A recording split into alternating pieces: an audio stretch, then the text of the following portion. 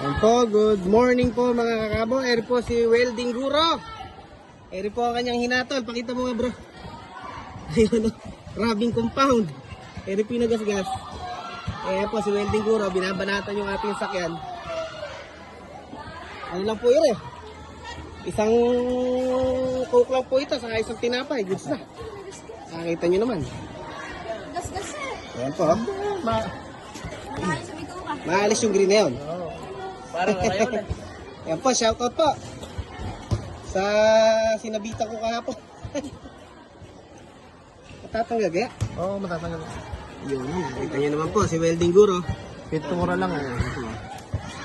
Experience po sa ano. Sir, buti din yung piyat mo. Hindi naman, nagasgas na. Ano saan kumain yan? Di na? Oo. Ayan, sakto yan. Ayun, ano. Ay, oo nga, ano. Kainang pala, kabisa. Magaling pala talaga si Welding Guro. Ayun, no, rubbing compound pala, sagot. Anis. Meron ba bro mga andon? Ah, Meron doon? Gas-gas sa gayon na yun, wala. saan? Maliit lang pala. Hindi lang matitira. Ah. Ayun, yung itim na yun. Ano bro, may hahatol mo doon? Pentel pen na ano, puti. Oo, nakita ko nga yun. Sa Lazada meron. Buti nga, hindi ganong sumagad eh, no? Ayan po, mga kakabo, ayan po si Welding Guro. Siya, walang kabagay ba? Walang bagay-bagay. Goods! Oh.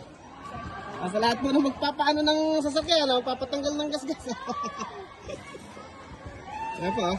Sa labas mo ano PM yan? nyo na po si Welding Guro, tapos po pakipalo po. I-comment ko na lang po yung kanyang page dito sa aking ano. Parang din na ano.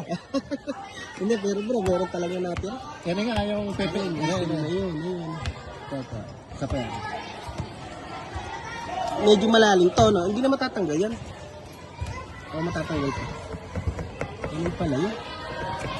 Ayun, nagilas. Wala. Ayun lang talaga nabakbak.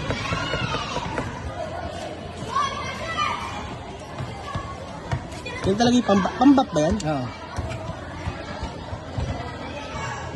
Sa mga piyat, hindi ubra yan, no? Ha? Mga piyat. Sa kape. Oo. Eh, may ano mo ng ano.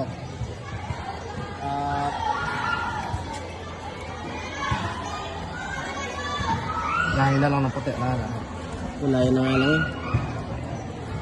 Yun, ano? Ayan lang po natin, ah. Alagyan na po ng pentel pen.